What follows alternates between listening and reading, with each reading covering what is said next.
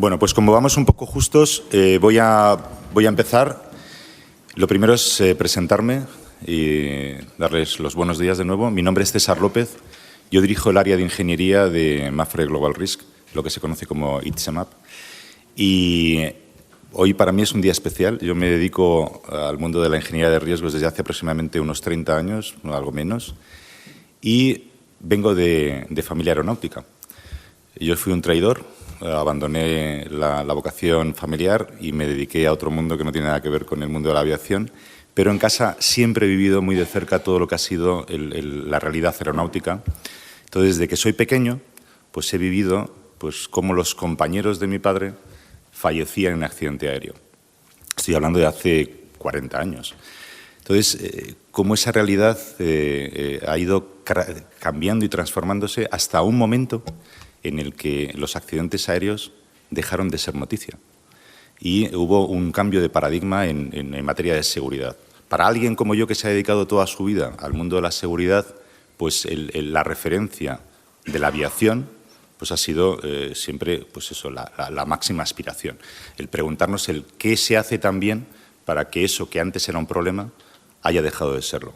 O parece que haya dejado de serlo, porque a lo mejor descubrimos que no es tan claro todo como creemos. Para ilustrar esta realidad, porque hay dos mundos, dos referencias en el mundo de la seguridad que son pues lo que marca la distancia, que son el mundo de la aviación y el mundo nuclear, con una enorme diferencia entre ambos. El mundo nuclear pues implica a muy pocas, vamos a llamar, unidades, cuando el mundo de la aviación es absolutamente masivo. Entonces, ese aprendizaje, que además es una vocación de Mapfre, el poner en conocimiento del resto de las tecnologías, del resto de los operadores de otras actividades, pues experiencias de éxito, es lo que nos trae a esta mesa. Y para ilustrar esta mesa que va a hablar del modelo global de seguridad aérea, pues tenemos un enorme privilegio de contar con 4 asistentes magníficos, porque además la seguridad aérea, como luego ahora nos van a explicar, no depende de un solo componente, tiene muchos prismas y nos van a dar una visión pues, desde esos diferentes prismas. Primero de todo nos acompaña pues, Isabel Maestre. Isabel Maestre es la directora ejecutiva de la Agencia Española de Seguridad Aérea, es la máxima autoridad en España en materia de seguridad aérea. Isabel es ingeniero aeronáutico por la Universidad Politécnica de Madrid. Es Executive Master en Gestión Pública por el Instituto de Empresa y es directora de la Agencia Estatal de Seguridad Aérea desde su constitución en octubre de 2008. Es miembro del Consejo de Administración de la Agencia Europea de Seguridad, EASA, y lidera el desarrollo de proyectos compatibles con el crecimiento sostenible de la aviación. Isabel es una persona súper reconocida nacional e internacionalmente. Y ella va a introducir, va a ser la primera interviniente. A continuación nos va a acompañar también como ponente Santiago Cortés. Santiago es el jefe de división de Seguridad, Calidad y Medio Ambiente en AIRE. ENAIRE es la autoridad en navegación aérea en España, una escisión de AENA de hace unos años.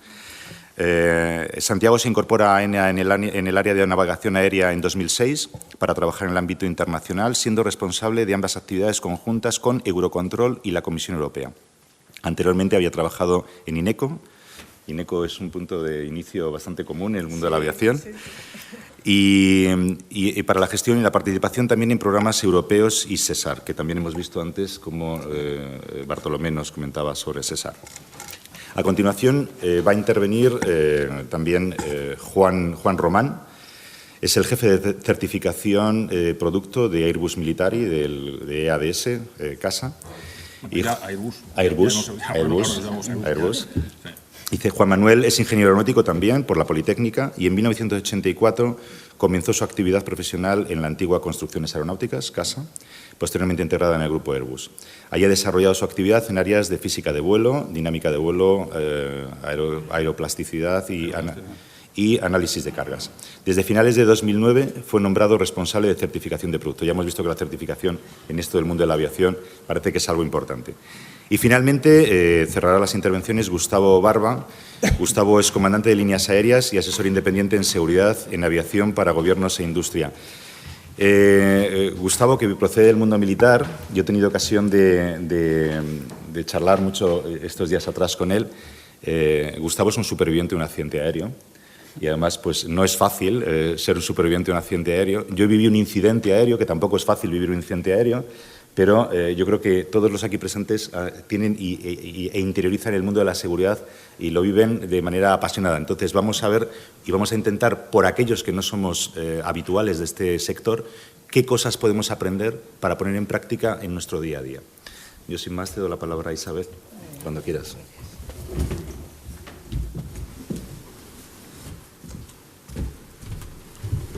Bueno, buenos días a todos y lo primero agradecer a Mapfre Global Risk el haberme invitado a este evento y contar conmigo, y agradecer también a César López su excelente forma de trabajar y coordinarnos a los cuatro que vamos a hablar ahora. Yo voy a intentar hablar no de temas muy técnicos, más bien de temas filosóficos y de conceptos, ¿no? Y situar un poco el porqué, lo que ha dicho César, por qué la aviación ha pasado a tener cada vez menos accidentes cuando crece exponencialmente en todo el globo.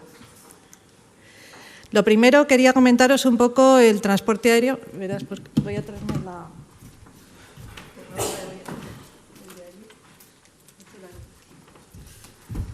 Así no estoy dando la vuelta todo el rato. Lo primero que quería comentar es la importancia del transporte aéreo. Lo primero es la importancia de la comunicación internacional. Eso es en todos los países. Pero en el caso de España, especialmente la vertebración y cohesión territorial. Como sabéis, España es una península, tiene una unión, tiene dos zonas de islas, dos archipiélagos, y también es una península que está en la periferia de Europa. La conexión con Europa es muy importante y esto se lo provee el tráfico aéreo, el transporte aéreo. Y también es la unión, el nexo de unión natural entre Europa y Sudamérica. Tiene una contribución a la actividad económica, en especial en España supone ya más del 11% del Producto Interior Bruto. Genera muchísimos puestos de trabajo y es un sector estratégico dentro de nuestro país para el crecimiento económico. También contribuye de manera muy directa a la industria turística. España sigue batiendo récords, ya tenemos, en 2016 hemos tenido más de 70 millones de turistas y el 80% de los turistas llegan a España por avión. Y bueno, como he dicho, en todo ello, pues la generación de empleo. Esto es muy importante. Es un elemento clave en generación de riqueza y bienestar para la sociedad.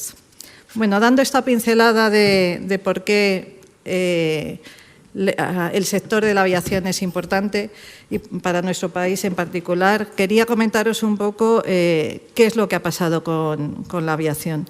La aviación es el modo de transporte más joven. Llevamos funcionando 114 años. Desde 1903 fue el primer vuelo de los hermanos Wright y en 114 años hemos conseguido ser el modo de transporte más seguro. Y ahora vamos a ver por qué, ¿no?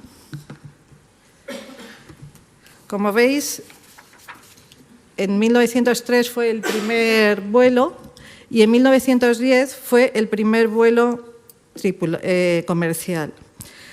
Desde entonces, tenéis ahí una gráfica de cómo la línea verde es la que nos indica cómo disminuye la accidentalidad, la siniestralidad en la aviación a lo largo de los años, desde 1960. Aumenta muchísimo, la línea azul es el tráfico, pero los accidentes, el ratio de accidentes por pasajero, kilómetro transportado, disminuye de manera importante. ¿Qué significa ser seguro? Bueno, para las personas, los ciudadanos de a pie, ser seguro es no tener accidentes ni incidentes graves y estar totalmente libre de peligros. Pero los que trabajamos en esto sabemos que el accidente siempre va a existir. Y si no trabajamos con esa premisa, no podemos llegar a conseguir reducirlo al máximo. El accidente va a existir siempre y nuestro trabajo consiste en que ese accidente se produzca cada vez mucho más lejos del anterior, que la frecuencia de accidentes sea cada vez menor. Por lo tanto, para nosotros entendemos que todos los sistemas van a tener fallos y lo importante es analizar los riesgos y tener siempre esos niveles de riesgo dentro de un nivel aceptable. y tenerlos bajo control. Ese es un poco el objetivo que perseguimos todos los que trabajamos en el sector de la aviación, porque, como digo, el accidente siempre va a ocurrir. Eso es una realidad y no podemos sentirnos frustrados por ello. Lo que tenemos es que trabajar con esa premisa. Entonces, ¿qué es la seguridad? Pues, como os estaba comentando, la seguridad es el control y la reducción a un nivel aceptable de los riesgos asociados a las operaciones con aeronaves. ¿Y cómo la logramos? Pues tradicionalmente desde los principios de la aviación, cumpliendo reglamentos y previendo errores. Es decir, nosotros siempre desde 1903, primer vuelo, 1910, primer vuelo comercial, 1944, el Convenio de Chicago. Se unen varios países, entre ellos España, y deciden tener normas comunes, dado que el transporte aéreo es un transporte global, no es un transporte local, normas comunes y requisitos de seguridad para ir aprendiendo y mejorando el transporte y conseguir que sea un transporte seguro. ¿Cómo? Pues a través de las lecciones aprendidas de accidentes. Desde el principio, los accidentes aéreos han sido investigados, se han hecho minuciosamente toda la investigación, viendo no solo las causas principales del accidente, sino también todas las causas latentes que han existido o menores colaterales. Y todas esas causas se ha trazado una recomendación que se ha convertido en norma y requisito de seguridad para evitar que vuelva a ocurrir un accidente como ese. Eso fue lo primero que se empezó y así empezó a desarrollarse la normativa de seguridad. Es lo que llamamos el enfoque o visión prescriptiva. Tenemos normas y tenemos información de datos de lo ya ocurrido que queremos evitar que vuelva a ocurrir. En eso es fundamental la existencia, y ahí en el Convenio de Chicago ya se puso de manifiesto, la OACI, Organización Internacional de Aviación Civil, que existan autoridades en los estados, que haya una autoridad en cada estado miembro de la OACI, donde esa autoridad supervise que esos requisitos y esos reglamentos están perfectamente implantados en todas las empresas del sector. Estoy hablando no solo de compañías aéreas, estoy hablando también de aeropuertos y de proveedores de navegación aérea. Y esas normas no solo afectan a la forma de trabajar de todas estas empresas, afectan también a los profesionales que trabajamos en la aviación, desde pilotos, controladores, técnicos de mantenimiento, técnicos de cabina de pasaje. Es decir, se basa en reglas, ese enfoque prescriptivo se basa en reglas y se basa en autoridades que supervisan que eso existe. Os quiero dar una pincelada de lo que es la Agencia Estatal, no quiero enrollarme con esta parte. La Agencia Estatal de Seguridad Aérea es la autoridad de aviación civil en España. Nosotros, cada vez que hay una persona que quiere trabajar en el sector de la aviación o quiere tener una empresa en aviación, tiene que estar sometida a nuestra supervisión y a nuestra certificación. Nosotros emitimos certificaciones, aprobaciones o autorizaciones sin las cuales esa empresa o esa persona no pueden desarrollar su negocio o su servicio en el sector de la aviación. Por lo tanto, la agencia intenta aportar seguridad, calidad y sostenibilidad al sistema de aviación civil, ser una referencia para Europa, porque sabéis que, bueno, como he dicho, la aviación es global y nosotros lo que tenemos es una red internacional de autoridades para hacer cumplir los mismos requisitos y de la misma manera en toda Europa y ser una institución modelo para la sociedad. Pero bueno, así empezamos aproximadamente los 100 primeros años de la existencia de la aviación. Es mucha regulación, lo que llamamos el enfoque prescriptivo. Está la regulación, la tenéis ahí a la izquierda, eso lo hacen las autoridades, luego el cumplimiento, que lo hacen las empresas que trabajan en el sector, el check, que es la revisión de que se está cumpliendo con esas normas, y lo realizan también las autoridades, y luego la corrección de los findings, de las deficiencias que se encuentran. Ese es el enfoque tradicional y durante 100 años pues no nos ha ido mal. Hemos conseguido reducir bastante la siniestralidad, la accidentabilidad. Pero nos hemos dado cuenta que no nos podemos quedar aquí porque crecimiento es brutal de la aviación. Ahora mismo, por ejemplo, en España, os puedo decir que el año pasado pasaron por nuestros aeropuertos 230 millones de pasajeros y se espera que en los próximos 4 años lleguemos en 2020 a 250. Yo creo que incluso llegaremos a más de 250. El crecimiento está siendo brutal, el de la aviación. Si con ese crecimiento no hacemos nada, el crecimiento de accidentes será lineal y seguirá en la misma proporción. Entonces, no nos podemos quedar solo en ese enfoque prescriptivo tradicional de mucha regulación, cumplimiento de requisitos, mucho análisis de lo que ha ocurrido en el pasado para que no vuelva a ocurrir. Y entonces nos vamos a la parte de la derecha, que es el enfoque preventivo, y es de lo que os quería hablar hoy yo. Y mis compañeros también van a continuar hablando. Aquí lo que analizamos, no esperamos a que algo ocurra, nos adelantamos a que ocurra. ¿Cómo? La seguridad es como todo el proceso de producción de un vuelo, intervienen distintos actores. Interviene el aeropuerto. El aeropuerto tiene que tener unas performances, unas prestaciones seguras.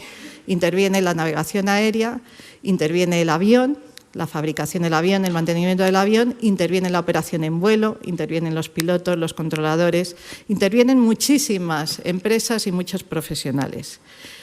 La seguridad de esa cadena es la de su eslabón más débil. ¿Y qué pretendemos nosotros? Detectar con antelación en toda esa cadena de producción del vuelo, de un vuelo seguro, detectar cuál es el eslabón más débil de esa cadena y actuar, antes de que se rompa ese eslabón, actuar sobre ese eslabón para que se refuerce. Ese es un poco el enfoque prescriptivo. Por eso, ahí vamos primero en la planificación. Analizamos los riesgos y tomamos acciones desde la autoridad para mitigar esos riesgos.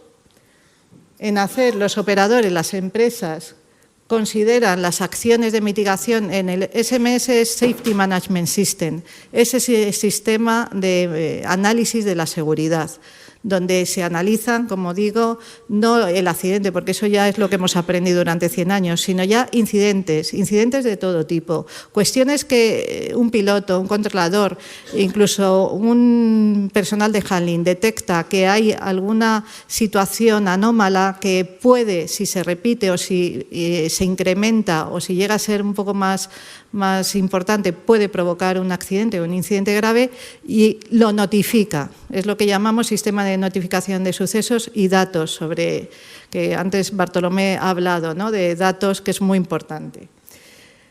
Luego, en check, la autoridad revisa y hace una supervisión de que los operadores, las empresas, compañías aéreas, empresas de navegación aérea, aeropuertos, controlan y mitigan todo lo que identifican en su sistema de gestión de seguridad y luego se revisa el plan y se realimenta para ver si lo que estamos haciendo funciona bien o tenemos que incidir más.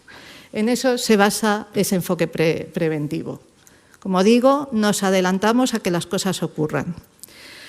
¿Cómo trabajamos en AESA? Al principio de este enfoque, hace como 14 años más o menos, alguna autoridad, recuerdo que Australia, intentó llevar a la práctica solo la supervisión de ese modelo preventivo y abandonó el modelo tradicional de supervisión sobre normas, sobre las reglas.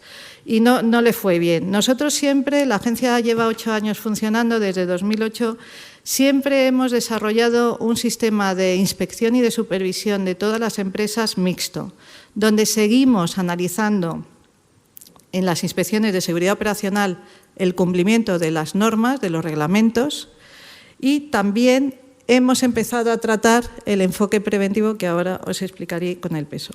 ¿Por qué seguimos con el sistema mixto? Porque es muy novedoso el sistema de enfoque preventivo y depende mucho de la madurez de las empresas, de la cultura de seguridad, depende de muchos factores y muchos parámetros. Por eso no nos podemos ir a un sistema muchísimo más moderno en una actividad como es la aviación, donde tenemos empresas con más de 100 aviones, pero tenemos empresas con 2 aviones, donde hay distintos actores.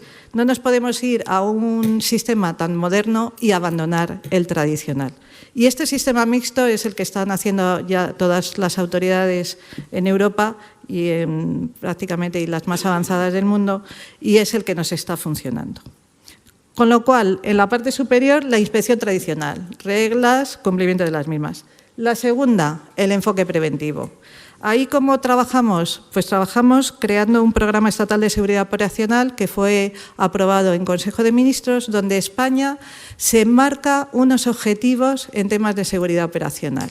Y esos objetivos que se marcan en temas de seguridad operacional, eso que hablaba yo de los peligros existen, pero lo importante es tener el nivel de seguridad acotado y no asumir más peligros o más riesgos de los que tenemos que asumir, y ese control, ese es el peso. Y ese peso es a nivel nacional, que a la vez está incardinado con un programa europeo. La cuaderna es el programa europeo, tenemos luego el programa nacional, que son los objetivos en España, y colgando de todos esos objetivos que nosotros planteamos, están todas las empresas cuyos objetivos tienen que estar alineados con el peso para conseguir los objetivos como país. Por lo tanto, tenemos una serie de inputs. Ahora os voy a contar un poco porque puede parecer que solo hablamos de seguridad. Pero bueno, más adelante mis compañeros hablarán que en una empresa y para dar un servicio seguro no solo podemos hablar de seguridad operacional. Hay muchas cosas que afectan. Los operativos están relacionados con la seguridad, pero afectan temas económicos. ¿Cómo está la empresa económicamente? Un problema económico puede llevar a que los sistemas de seguridad no sean tan robustos, se tomen decisiones que no sean las correctas. Analizamos los recursos humanos. Por ejemplo, una empresa que tiene una alta rotación de personal de seguridad en determinadas actividades, pues es un riesgo latente, es una debilidad del sistema. Problemas legales, si ha recibido muchas sanciones nuestras, también los analizamos. O sea, tenemos un montón de indicadores de distintas naturaleza para detectar cuál es el nivel de seguridad de esa empresa. Todo eso lo metemos en ese control de normas, políticas, coste-beneficio, evaluación, análisis, y al final tomamos una serie de decisiones en la agencia donde desarrollamos programas de ejecución, muchas veces desarrollamos inspecciones o actuaciones extraordinarias que llamamos, que es ir a ese eslabón que estamos viendo que se está debilitando, incidir ahí de manera importante. También actuamos a veces con regulación, incluso lo que llamamos best practice. A lo mejor no llegan a ser requisitos obligatorios, pero sí mejores prácticas que intentamos que todo el sector las adopte. Desarrollamos plan de acción, hacemos campañas. Hemos hecho campañas durante los últimos 4 años, por ejemplo, en algo que a lo mejor no suena tanto a vosotros, que son la extinción de incendios con medios aéreos, y han dado muy buen resultado. En 2011 tuvimos 11 muertos en extinción de incendios y ahora ya llevamos unos años con unos resultados bastante aceptables o medio aceptables. Todo esto influye, ¿no? Todo este trabajo y las campañas con todos los que trabajan en el sector. Ya brevemente os voy a contar algunos de los modelos. Estos ya son ejemplos de cómo vamos analizando. Por ejemplo, una de las cosas que utilizamos son estas estrellas, donde analizamos en temas de ratios de seguridad generales, aeronavegabilidad, que es el mantenimiento de los aviones, operaciones, que es la seguridad de la operación, SANA es un tipo de inspección que hacemos en rampa, en España, a aviones españoles. SAFA son inspecciones que hacen otros países a nuestros aviones cuando están en Francia, en Italia, en Inglaterra. Severidad de los incidentes que vamos detectando, que no llegan a ser accidentes, pues la severidad de la gravedad. Y la cultura de seguridad de la organización. Ya tenemos sistemas objetivos donde cuantificamos si la gente que trabaja en esa empresa, en esa compañía aérea, tiene una cultura de seguridad media, baja, intermedia, aceptable, no aceptable. Todo eso lo metemos en esa motor, en esa lavadora, y nos salen los indicadores. En rojo ponemos el valor medio de las empresas del sector en nuestro país y en otro color analizamos cómo se desvía la empresa que estamos analizando. Esto es otro ratio, otra estrella, pero aquí ya vamos a cosas mucho más concretas. Son ratios de operaciones. Gestión y organización del operador, sistema de calidad de la empresa, de la compañía aérea, programa de prevención de accidentes e incidentes, preparación, apoyo, seguimiento y control de vuelo, programación de tripulaciones, entrenamiento de los pilotos, documentación, operaciones y procedimientos de vuelo, ground handling, el handling en tierra que se da al avión, equipos e instrumentos de la aeronave, mercancías peligrosas. Todo eso son indicadores de operaciones que también analizamos. Y lo mismo, desarrollamos. Y cuando vemos que hay, pues por ejemplo, ahí estamos viendo esa empresa que en documentación técnica y manuales está, bueno, ahí estaría bien, sería, tendríamos que mejorarla. Estaría mal y tendríamos que mejorarla para la media. Pues actuamos en ese punto, en ese límite.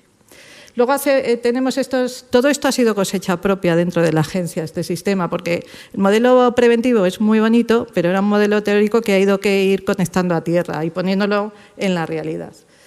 Este es un mapa donde ponemos en colores indicadores técnicos a la izquierda en vertical, indicador económico abajo, y ahí tenemos posicionadas, esto no son empresas españolas, es un ejemplo que hemos puesto, distintas compañías aéreas. Zona verde están bien, zona amarilla, bueno, están en una zona intermedia, pero zona roja tenemos que actuar inmediatamente, al día siguiente o en los próximos días. Esta es la evolución, esas gráficas las pasamos luego, indicadores pues, de las compañías aéreas. Pues, nosotros tenemos un comité de alto nivel en la agencia de empresas, esto se refiere a trabajos aéreos, es otro, no compañías aéreas, pero lo tenemos igual con compañías aéreas, con trabajos aéreos y ahora lo estamos haciendo con aeropuertos también.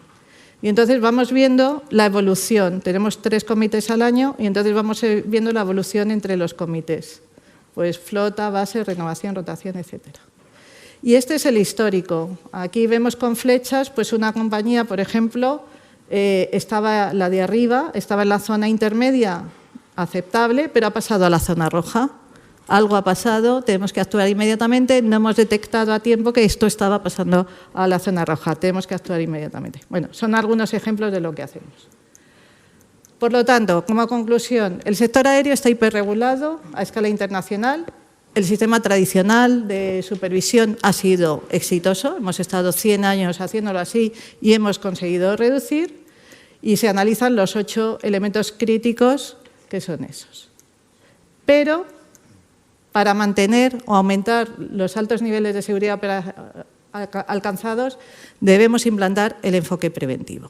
Sin el enfoque preventivo no podemos avanzar en mejorar todavía aún más esa seguridad. Los procesos que suponen el nudo gordiano de estos sistemas se alimentan de información y datos. Eso es lo que decía Bartolomé. En drones todavía no hay cultura de informar. Y sin esa cultura de informar nosotros tenemos que ser rígidos y tenemos que decir, pues no se vuela, o no se vuela en estas zonas, o no. Entonces, para nosotros es muy importante esos datos de seguridad. En la aviación tradicional, efectivamente ya estos sistemas están muy evolucionados, muy maduros, y es muy importante toda la información que nos suministran los pilotos, los controladores, las compañías aéreas, las empresas de los gestores aeroportuarios y las empresas de navegación aérea. Y para que esos datos y esa tranquilidad y esa confianza en el sistema funcione, o sea, para tener los datos necesitamos que estén tranquilos y que las personas que notifican tengan seguridad en el sistema, es muy importante velar por la protección de las personas que notifican.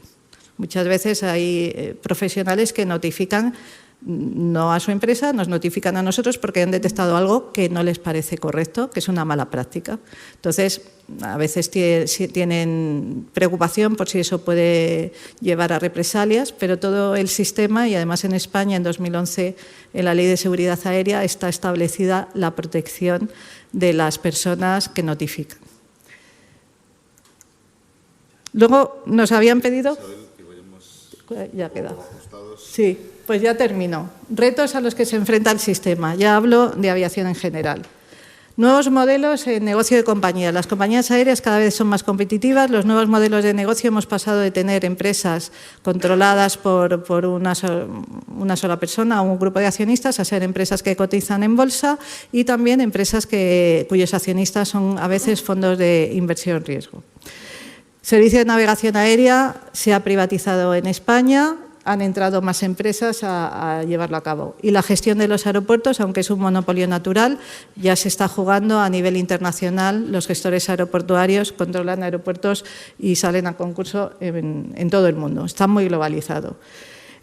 Otro problema es el espacio aéreo único y cómo estamos trabajando con el cielo único europeo porque la saturación es cada vez mayor. El tema de los drones es otro problema otro reto que tenemos por delante y la invasión del espacio aéreo.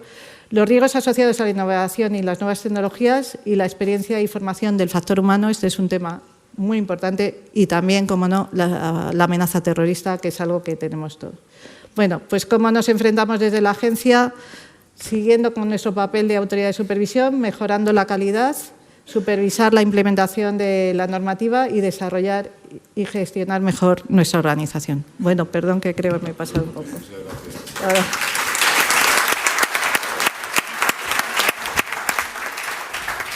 Recordarles que las transparencias, las presentaciones van a estar a su disposición en nuestra web y no deben tener problema porque todo va a estar transparente. Santiago, a continuación, nos va a ilustrar desde la perspectiva de lo que es el operador de navegación, que además es una circunstancia, como que decía Isabel, un poco novedosa en cuanto a que es una visión privada de algo que tradicionalmente siempre había sido pues un estamento público y ahora es una nueva situación que conviene conocer. Sí, muchas gracias, César. Muchas gracias, Mapfre Global Risk, por la oportunidad de asistir a estas jornadas que están siendo, para mí por lo menos, muy interesantes. Y también gracias, Isabel, por fijar el marco de la relación transporte aéreo, seguridad y un poco fijar la historia de éxito, las claves y también los retos que nos quedan por delante. Me gustaría, hoy espero poder explicar desde la perspectiva del proveedor de servicios de navegación aérea, que efectivamente es más desconocido normalmente, el por qué nosotros hemos tenido un cierto éxito y los retos que nos quedan a nosotros por delante también. Sin más, empiezo. Lo primero, esta gráfica es muy ilustrativa, creo que la mayoría de mis compañeros también la utilizarán, es ilustrativa del éxito que hemos tenido hasta ahora y hay que mantenerlo. Durante los años 40, los 60, había un índice de víctimas por cada 100 millones de pasajeros millas volados bastante elevado. Elevado porque los aviones en general no todos se mantenían en el aire. La preocupación era motor, la aeronave. Posteriormente se reduce por un factor de 10 y en los años 70-80 pues empezamos a ver que los accidentes se producen por los operadores más que por lo que es la propia aeronave. Produciéndose por los operadores, entramos entre ellos, los proveedores de servicios de navegación aérea, a tener que actuar en nuestras organizaciones. ¿Cómo? Pues a través del sistema de gestión de seguridad, que es la clave del éxito.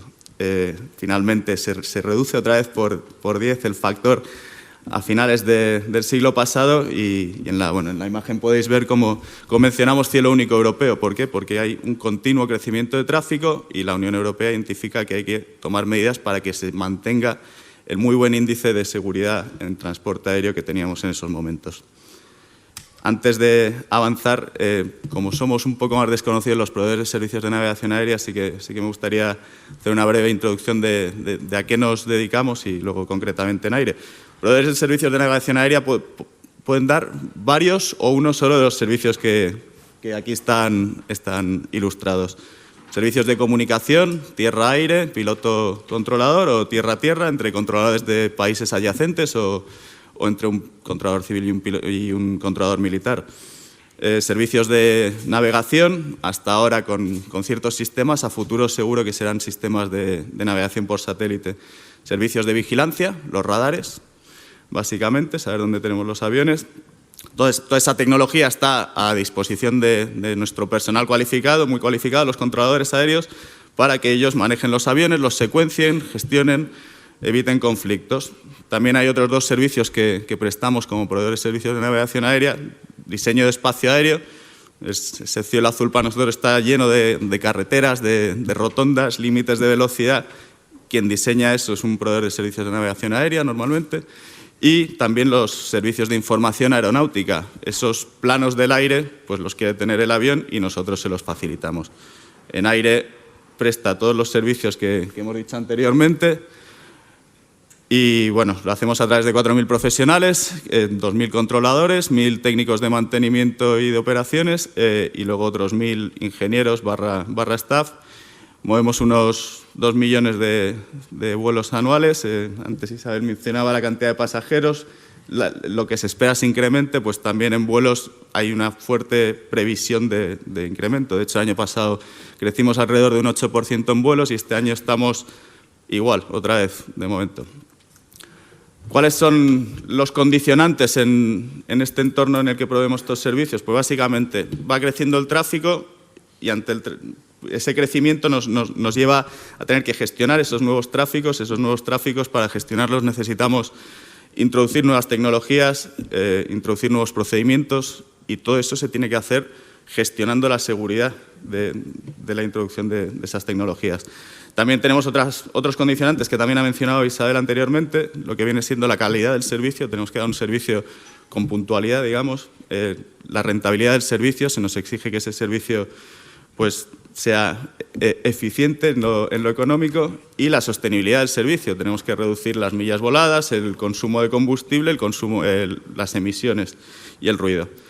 Con todos esos condicionantes, ¿cuáles son las claves del éxito desde el punto de vista del proveedor de servicios de navegación aérea? Una de ellas ya la mencionaba Isabel antes, la regulación en el sector. La regulación nos ha ayudado a homogeneizar hasta cierto punto. Voy a explicar un poco la iniciativa de Cielo Único Europeo porque es lo que hay a nivel internacional, pero más exigente, si cabe, a nivel europeo. ¿Por qué? Año 2000 se prevé que se va a duplicar el tráfico hasta el 2020 y ante ese hecho pues la Comisión Europea decide que tiene que lanzar un paquete normativo que por lo menos facilite el que se pueda gestionar esa previsión de tráfico. Luego la crisis ha hecho que se retrase un poco y la previsión es que se duplique el tráfico hasta el 2035 ahora mismo.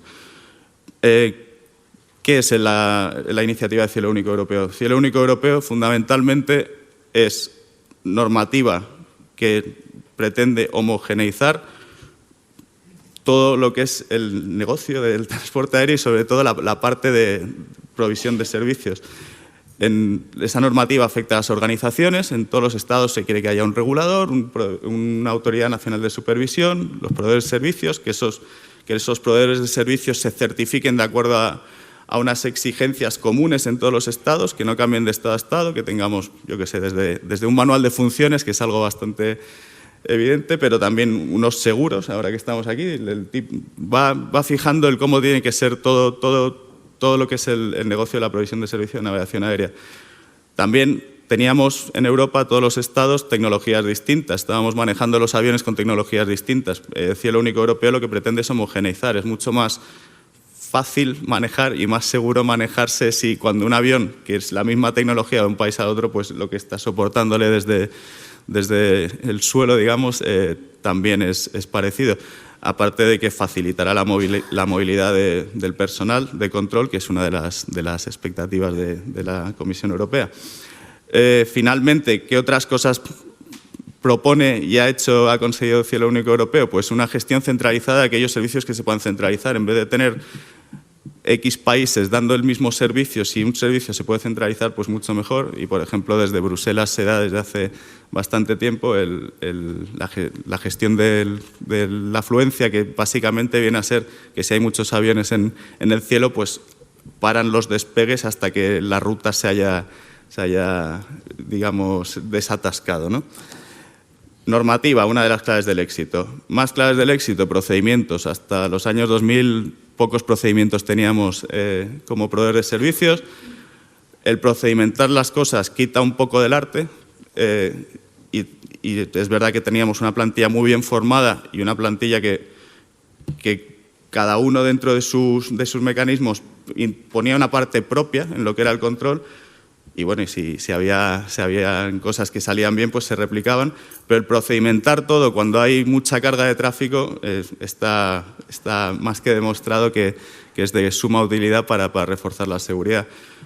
Lo mismo que sistematizamos los procedimientos, digamos, también automatizamos los sistemas. Tenemos un sistema de control de tráfico aéreo que se empezó a diseñar a finales de los 80, o lo tenemos, es España, que básicamente tiene todos los datos de todos los vuelos que van a gestionar los controladores, de los interfaces con los colaterales. Es un sistema muy potente que luego también es potente en que se lo presenta al controlador de una manera sencillo todo, con lo cual es fácil que sobre los procedimientos que he comentado anteriormente pues maneje los tráficos que tiene que manejar.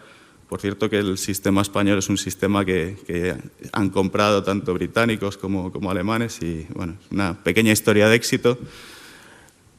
Por si fallan los procedimientos y los sistemas automatizados, tenemos las redes de seguridad, la última barrera, las alertas de que algo puede estar yendo mal, de que un avión está cerca de otro avión o de que un avión está en una zona en la que no tiene que estar, cercano al suelo, encima de una central nuclear, lo que sea.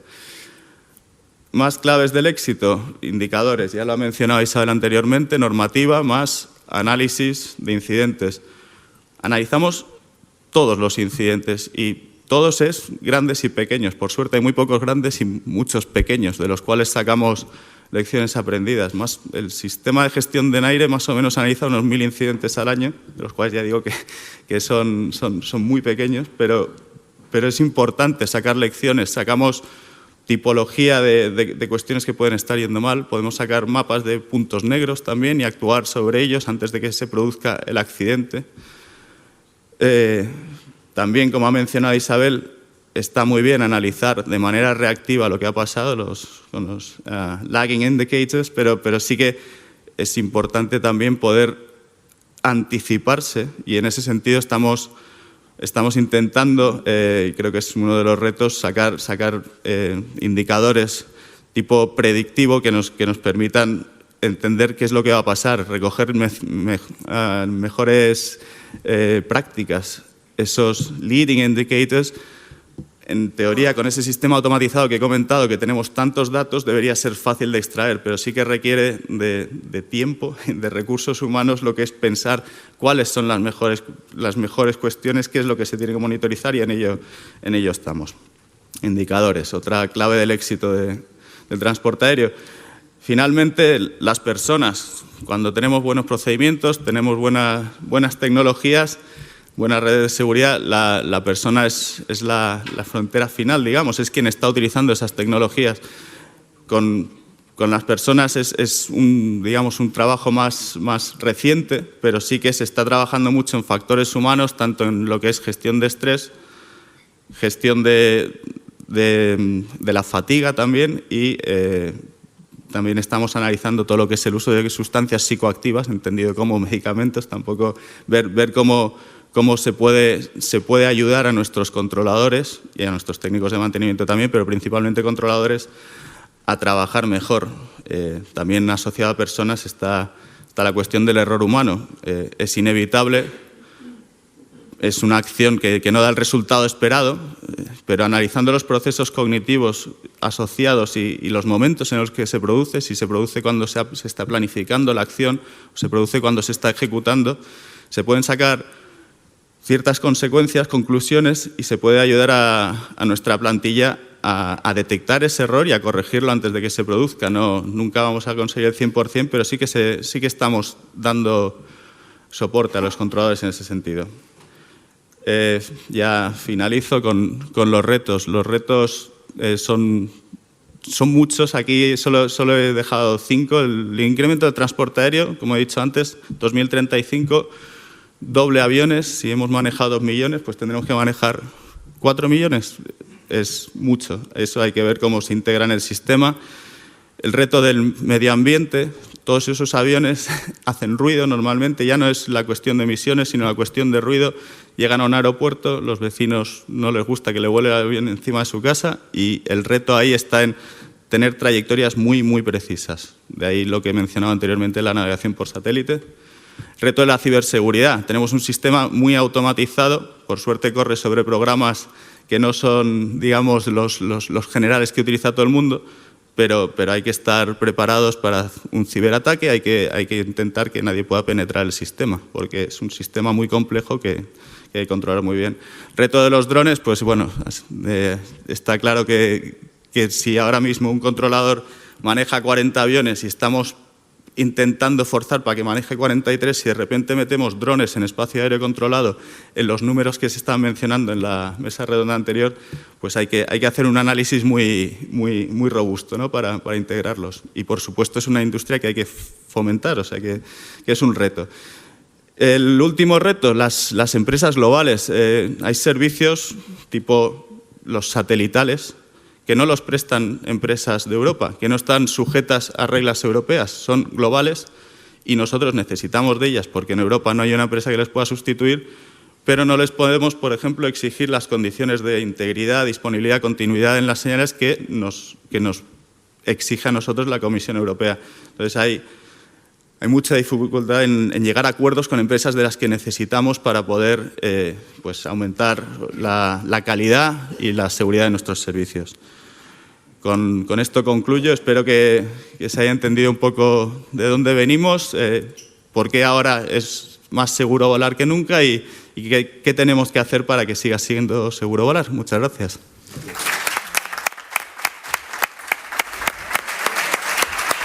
Muchas gracias, Santiago. Ahora Juan nos va a ayudar a entender el papel tan importante que juega pues, el material, en este caso el fabricante, la perspectiva es del fabricante del avión.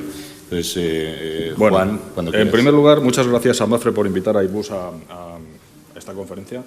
Realmente la persona que tenía que venir, Miguel Ángel Morel, nuestro director de ingeniería, no ha podido venir. Me ha dicho, hay un evento al que quería ir y como va de temas de los que tú estás relacionado, te toca. Entonces, aquí estoy. Muchas gracias a Mapfre y vamos a intentar explicar un poco cuál es la perspectiva del fabricante en todo este sistema.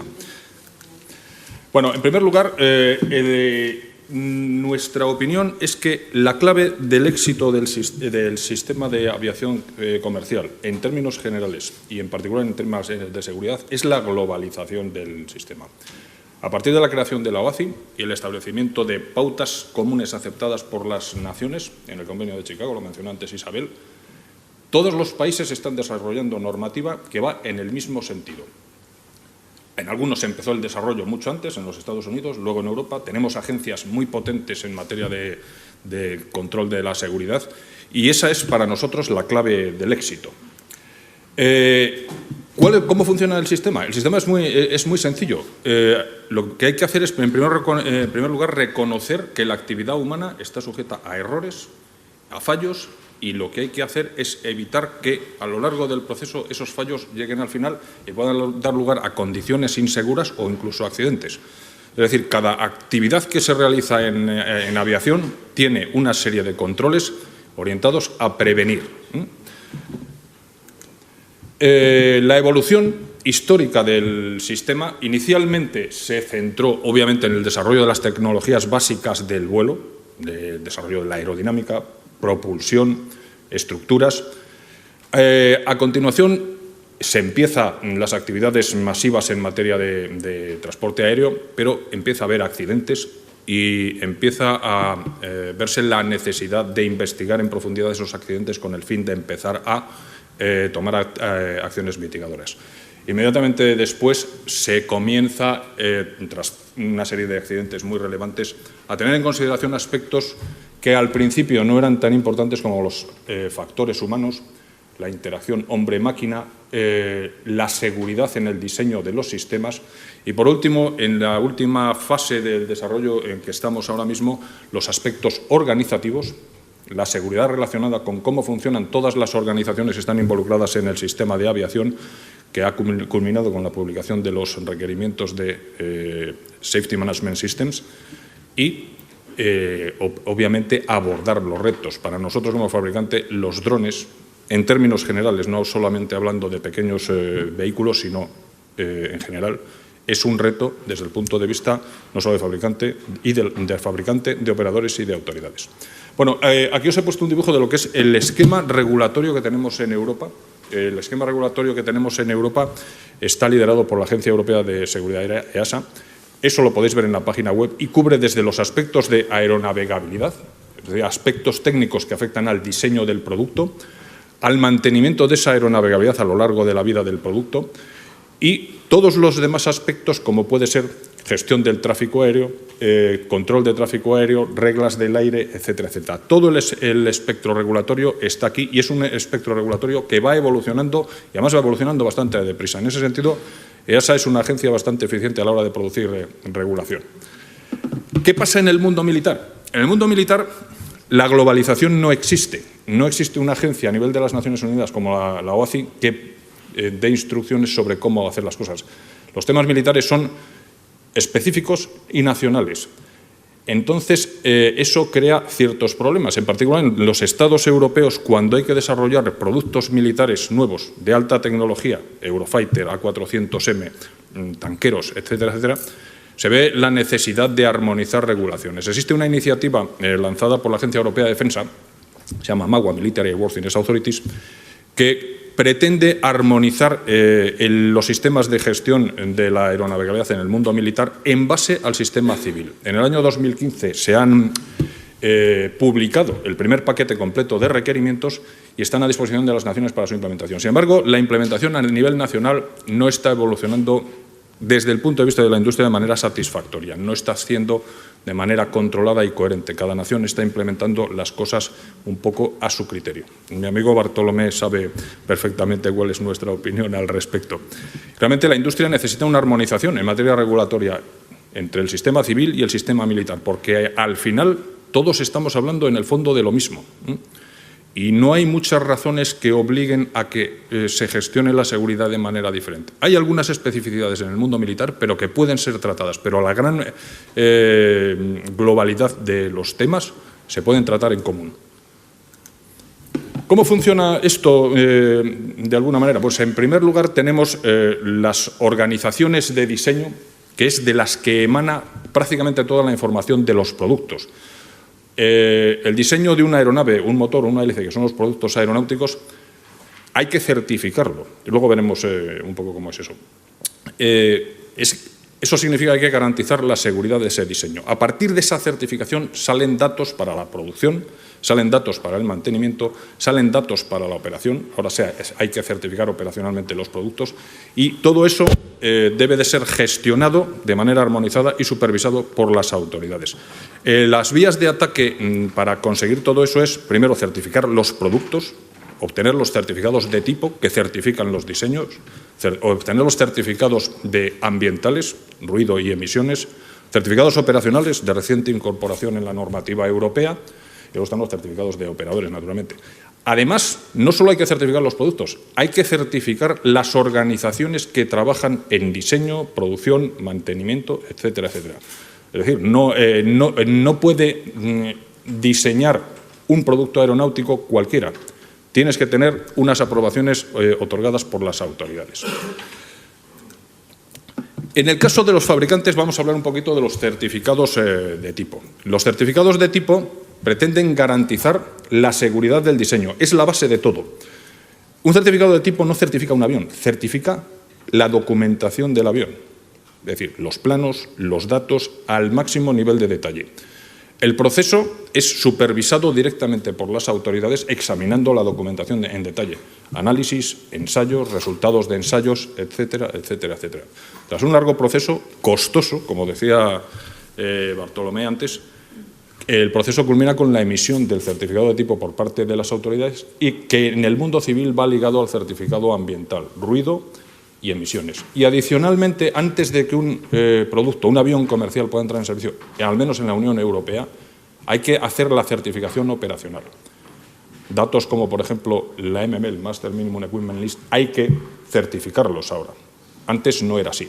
Con eso se ha cerrado un poco el loop en cuanto a los requerimientos. Aquí tenéis unos ejemplos de certificados. Por ejemplo, el primero es el último que nos ha dado AESA, al C295 para operaciones humanitarias.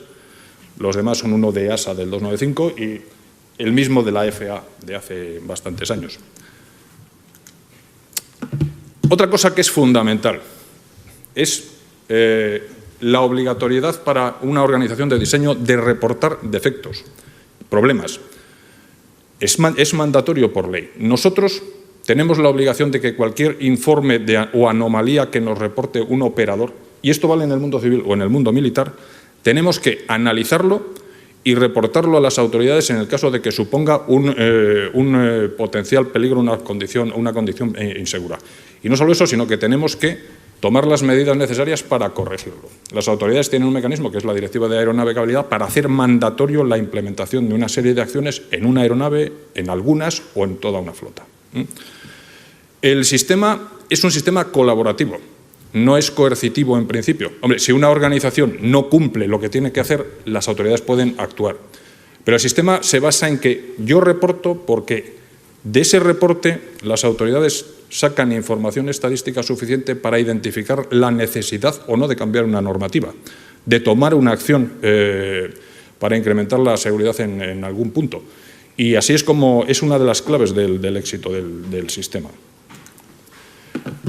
La aprobación de las organizaciones. En primer lugar, las organizaciones de diseño.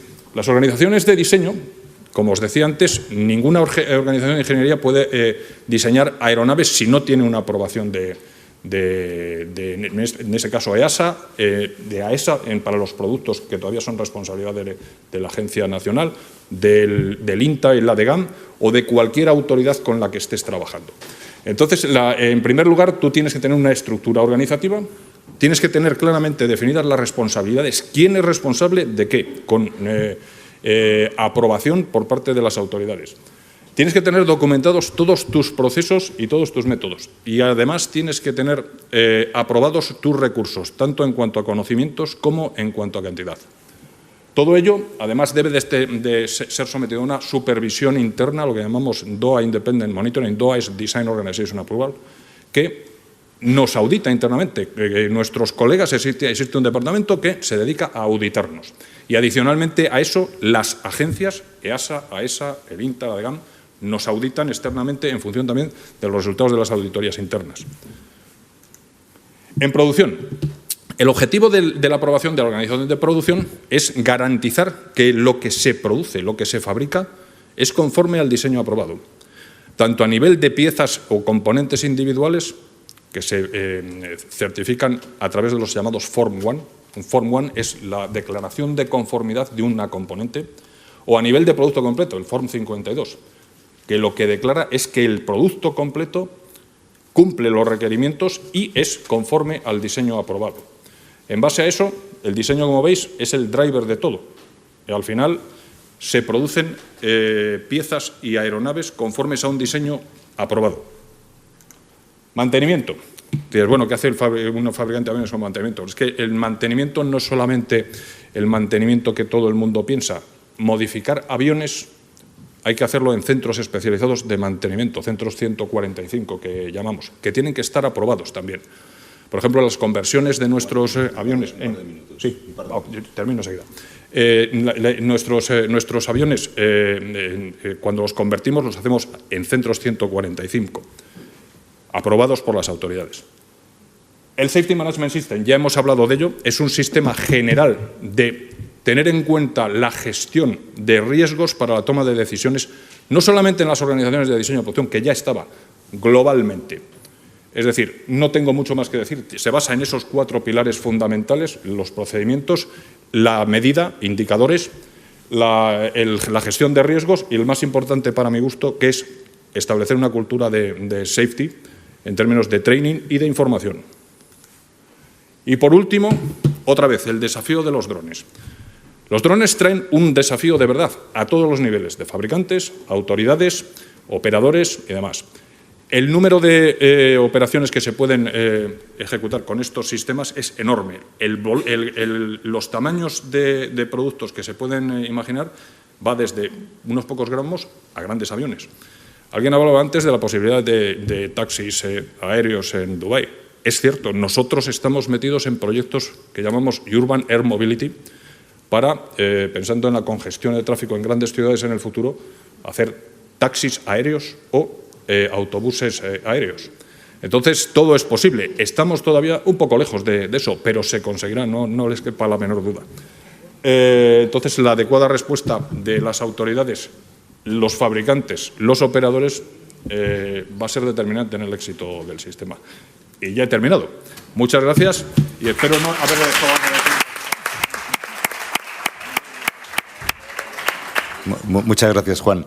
Y ahora, finalmente, Gustavo nos va a ilustrar también una visión integradora, porque además Gustavo ha colaborado activamente con OACI y con un montón de autoridades nacionales e internacionales. Yo voy a hacer lo que hacemos los pilotos, intentar poner el avión en hora, ¿de acuerdo?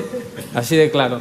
Voy a intentar cerrar las grandes presentaciones de mis compañeros y si me prestan atención, que es lo que hacen cuando le dan las instrucciones de seguridad, en el tiempo medio de rodaje entre la Terminal 1 de Barajas y la pista 36 Norte, que son aproximadamente 15 minutos publicados en el AIP, ustedes pueden salir siendo unos expertos en seguridad. No voy a tratar ningún tecnicismo, solamente cosas normales.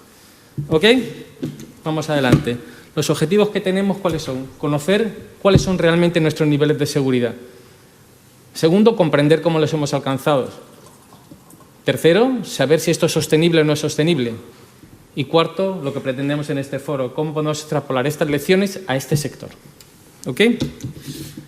Los hechos. Los hechos, primero, los datos siempre son sesgados. Eso es lo primero que aprende un analista. Todo eso de que toda la aviación es segura no es igualmente segura. Los datos que hablamos son aviación comercial de por encima de 5.700 kilos, operación comercial civil. That's it. Estos gráficos son actualizados, no son de 2005, no son áreas. La impresión que tienen de orográfica por detrás es el crecimiento del tráfico, más de 40 millones. Las columnas verticales que tienen son los accidentes de qué tipo. No todos los accidentes, solamente pérdida de casco, los más graves. Tenemos accidentes de pérdida de casco, accidentes totales y accidentes fatales con víctimas. Por tanto, lo que tenemos aquí son pérdida de casco, los más graves. ¿Qué es lo que pueden ustedes ver ahí? Primero, que es cíclico, no hay nada asegurado. Lo que se consolida un año se puede perder al siguiente. Se están perdiendo datos consolidados en 5 años, es cierto. Por tanto, nada está garantizado y todo depende de nuestro empeño en seguir mirando el prisma desde todas las caras. Esa es la realidad de la aviación.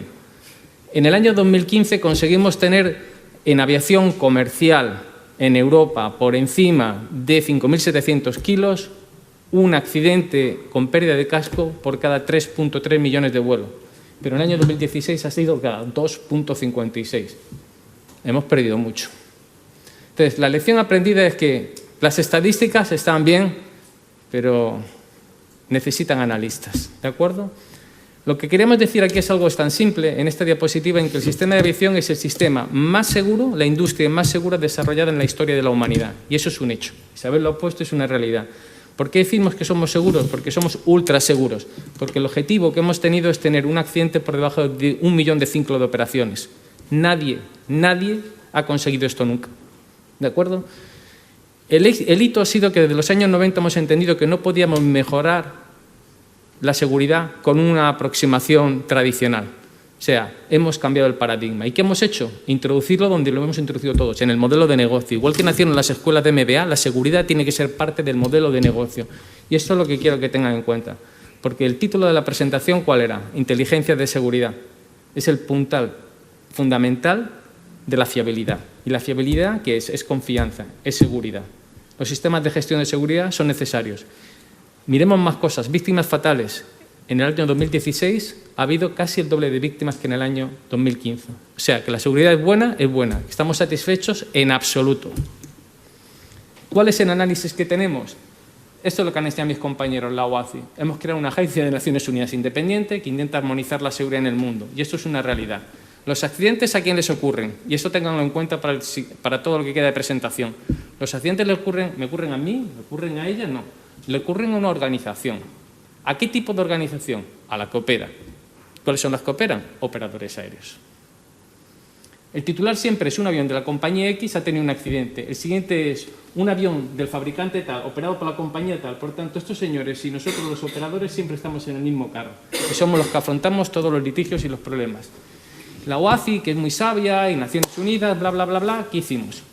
Pues ahí dijimos que vamos, aparte de poner normas, crear un programa de auditoría mundial que se llama el USOAP y auditamos a todos los estados del mundo. Yo he estado trabajando en este programa como líder de operaciones en vuelo hasta hace un año, en Montreal. Y anteriormente estuve trabajando como manager de seguridad para Emiratos Árabes Unidos, para el gobierno federal. Cuando yo estaba en Dubái, recibimos la auditoría de la OACI. ¿Y qué recibimos de la oficina del primer ministro? Ustedes tienen que ser los números 1 del mundo. ¿Por qué? Emiratos quiere ser los números 1 en todo. ¿Y qué conseguimos? El mayor grado del cumplimiento del mundo. Emiratos Árabes Unidos es el país con mayor grado de cumplimiento de normas de seguridad, 98, Lo hicimos. Y podríamos decir, fenomenal, somos el país más seguro, ¿no? Pero la realidad siempre nos afea. ¿Y qué ocurre? Fly Dubai, año 2016, accidente mortal en Rostov. Apenas 6 meses después, un Emirates 777. ¿Qué significa esto? Que los procedimientos prescriptivos y las garantías son una condición necesaria, pero no son suficientes. Por tanto, eso no se refleja con la realidad. ¿Por qué no se refleja con la realidad?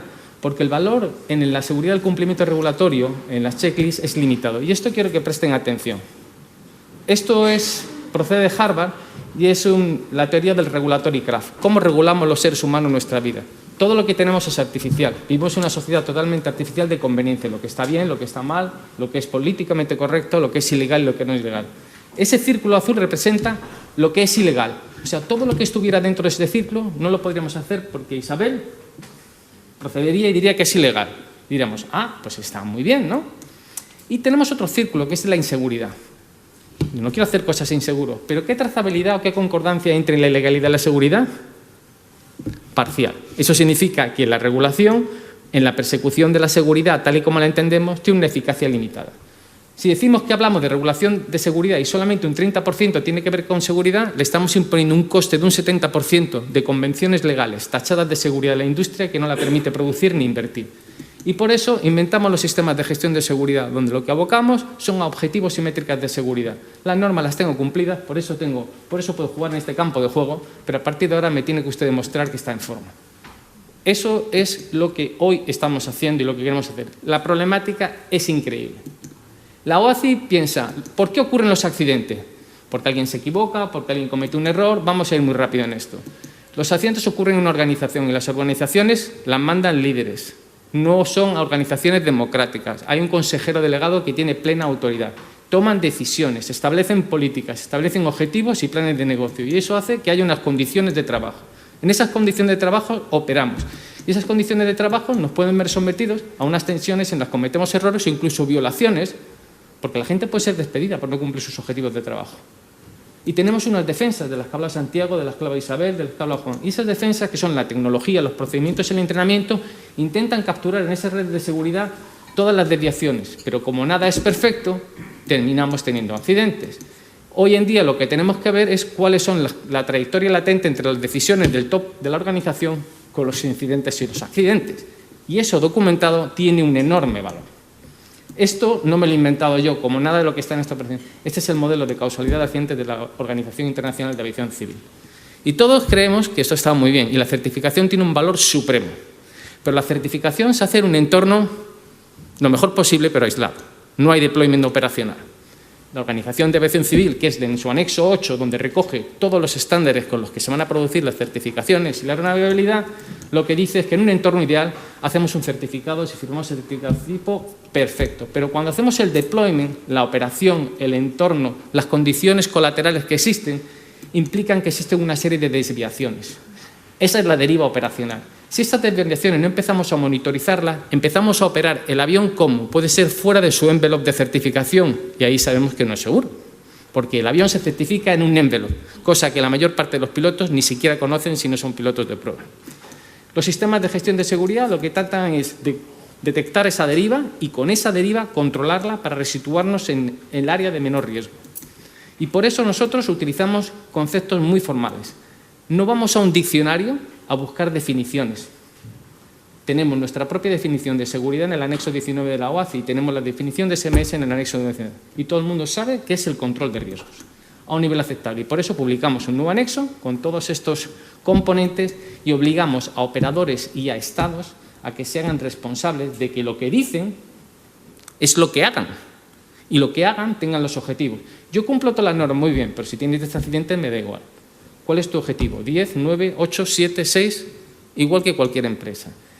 La conclusión que podemos tener es que es cíclico, no está demostrado. Y esto nuevamente es la encuesta reciente de hace unos meses de la gente más experta en el mundo en seguridad y en la aviación. Es la encuesta de Fly Global donde preguntan, ¿cree usted que la seguridad va a mejorar en los próximos años? Y el 52% dice que no. Que incluso va a empeorar. ¿Por qué? Porque existen una serie de amenazas y un modelo muy competitivo. Dentro de esas amenazas, el mayor problema que tenemos es la falta de personal cualificado. Primero, porque crece mucho la aviación y segundo, porque tendemos, por planes de negocios, a retirar a la gente que está experta. La sacamos del sistema, quedan menos y al quedar menos tienen que trabajar más. Y como los ponemos a trabajar mucho, pues un piloto va a volar durmiendo 4 horas sistemáticamente. Y entonces empieza el estrés y la fatiga y eso nos lleva al error, entre otras cosas. Eso está documentado y esa amenaza es la primera en el cuadro de la izquierda.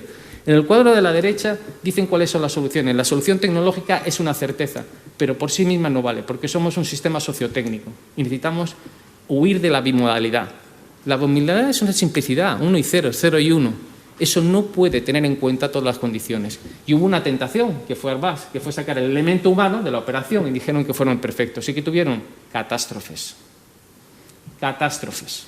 Incluida de sus pilotos de vuelo en su base central en Toulouse. Y eso es una realidad, es un hecho, no es una invención. Por tanto, no podemos sacar al elemento humano por la tecnología. Al menos nosotros no lo vamos a ver. La realidad es que cuando miramos más, como decía Isabel en EASA, encontramos cosas que no nos gustan. Y si solamente miramos los cuadraditos o las columnas azules, decimos, mira, qué poquitos accidentes. Pero miramos los marrones y todos esos fueron casi accidentes en Europa. Y eso no lo conoce nadie. Eso estaba debajo del agua, debajo del iceberg.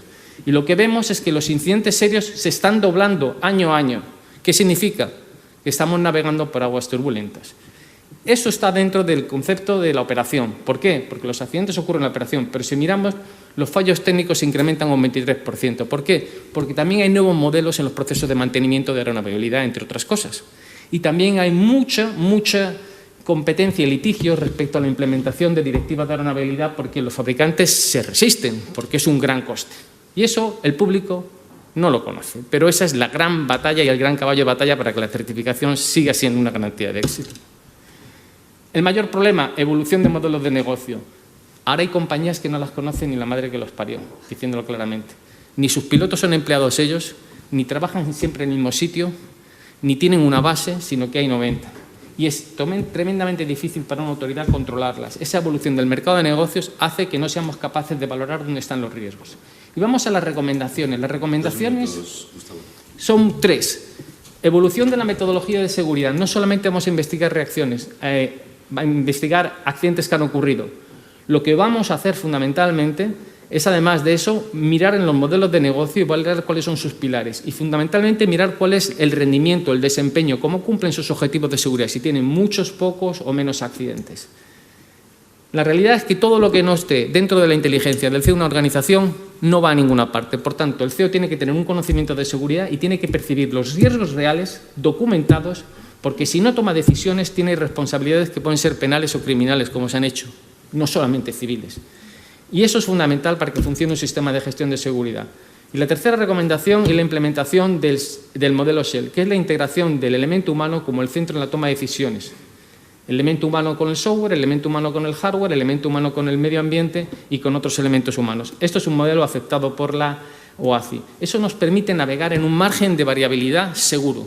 Cuando empezamos a ver recortes de costes es que la carretera, en lugar de tener 20 metros de ancho, empieza a tener 15, empieza a tener 10 y empieza a tener 5. Y en ese momento la variabilidad que sabemos que tenemos no nos permite margen de error. Pero eso está producido por un modelo de negocio. Hay actuaciones exitosas humanas, por tanto, el error humano hay que aprender de lo bueno y de lo malo. Y ahora estamos necesitados de aprender de lo bueno. Hay un vídeo interesante, pero como tenemos poco tiempo, no lo vamos a ver. Y el vídeo es de Sullenberger, del que habrán visto la película, donde la entrevista a la CBS dice: ¿cómo fue el evento? El evento fue estresante, fue muy rápido. ¿Y usted creía que lo podría haber hecho si no hubiera descansado adecuadamente? Por supuesto que no. Soy una persona. Tuve la suerte que descansé, pero hay muchos compañeros que no descansan y sabemos que esta industria nos está llevando a situaciones realmente que no tienen punto de retorno. No vamos a poner el vídeo, pero para ustedes, para la industria, y son las 2 últimas slides, su modelo de negocio no es sostenible. Llevan perdiendo dinero, como ven en esta diapositiva, toda la vida. Y si no hacen algo, van a desaparecer del negocio. Firman unas primas por 1.200 el año pasado y la provisional es que tienen que pagar 1.407, sin considerar el Malaysian 307, el 370 y sin saber qué pasó con el Egyptair. Tienen que cambiar dramáticamente. Su modelo es un modelo de lo que se llaman High Reliability Organization, es transversal y es aplicable para todos. Son organizaciones que dentro de un acoplamiento de tecnología pueden tener fallos catastróficos. En ese sentido, lo que necesitan es un programa de excelencia de la seguridad, y ese programa lo que tiene que hacer es jugar con el partnership, buscar objetivos globales y tener una cartera de clientes fieles donde, trabajando en complicidad, sean capaces, por una parte, de promover de la mejor de las primas que esté adecuado a su riesgo real, e imponer dentro de la cultura corporativa una cultura que proteja lo que todavía ustedes no tienen, porque el asegurador le va a proteger sus bienes, pero su cultura les va a proteger su producción. Esos son los 4 pilares del ciclo de seguridad operacional, que parten siempre de la inteligencia del CEO de la organización, y si no, no hay que hacer absolutamente nada. Y lo que vamos a tener son organizaciones que van a ser resilientes, resistentes a las perturbaciones. ¿Por qué? Porque son muy fuertes, están preparadas para ello.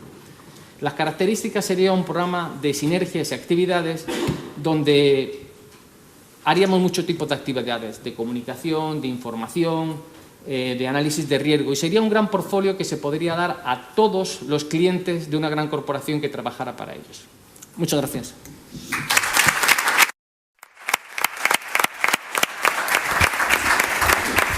Muchísimas gracias, Gustavo. La verdad es que es un lujo teneros y todos juntos.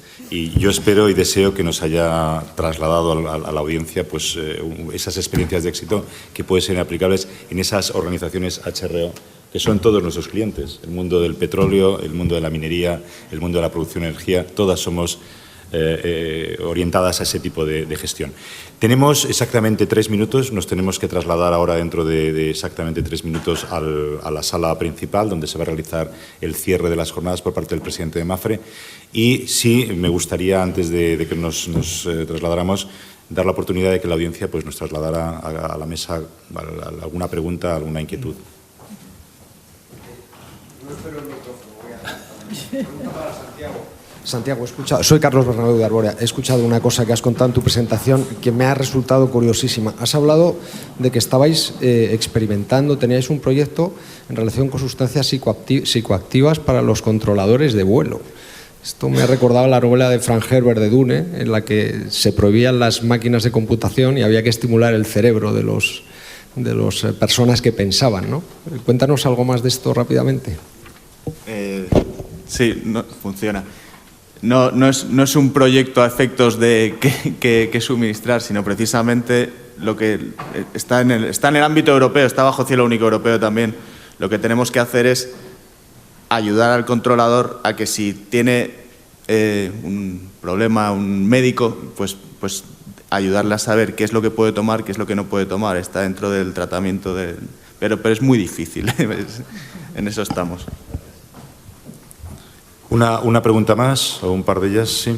Hola, Alejandro García. Mi pregunta podría, sobre todo para Isabel Maestre, yo creo que va a ser la persona que lo puede responder mejor, y es, entiendo que no, pero a lo mejor sí que se están dando pasos en esa dirección, pero esas evaluaciones de riesgos que se hacen a los operadores y demás, ¿está pensado integrarlas en alguna ley de transparencia o hacerlas en algún caso públicas, o podemos los usuarios tomar decisiones en base a esas evaluaciones que se hacen al fin y al cabo desde un organismo estatal y bajo unos criterios conocidos por todos? Y a mí me parece bastante transparente. Bueno, el PESO el Programa Estatal de Seguridad Operacional es público. Se firmó en acuerdo de ministros y esos son los objetivos. Y de esos objetivos no nos desviamos en todo el sector. Los resultados de esos análisis. Los resultados de los análisis en España no está previsto porque está protegido. Dentro de la Ley de Transparencia, los temas de seguridad, tanto seguridad ante terrorismo como seguridad operacional, están protegidos. Lo que, aparte, es que son datos muy, muy complejos, muy técnicos. O sea, ya hay dificultades.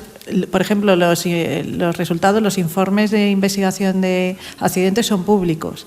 Y yo sé que mucha gente no se los lee porque no los entiende. Esto sería todavía un paso más allá. Entonces, no son públicos y no hay previsión de que lo sean. Pero lo que sí, garantizar que todas las empresas que trabajan en nuestro país, españolas, cumplen los requisitos de seguridad establecidos por Europa, que son más exigentes que los de OACI. Eso seguro, ¿vale? Muchas gracias. Y la última pregunta, por favor. Sí, soy Carlos López, vengo del sector nuclear. La pregunta va para Isabel Santiago, y con una transparencia que he comentado al final se me ha pasado muy rápidamente. En recomendaciones he visto 3 3 pasos, el último es un modelo predictivo. Sí. Mientras que tanto Santiago como Isabel siempre han estado hablando de un modelo predictivo. Es una cuestión de wording, de Sí, palabra, de es lo traducción. mismo. La prevención en el idioma del OACI se ha retirado y se habla de proactive and predictive, porque trabajamos con distintas clasificaciones de sistemas de captura de datos. Entonces, por aclarar, entiendo como prevención un análisis no de incidentes o de hechos acaecidos con mayor o menor importancia, sino un análisis de parámetros e indicadores. También. Bueno, pues sintiéndolo mucho tenemos que dar por concluida la mesa y muchísimas gracias a los asistentes.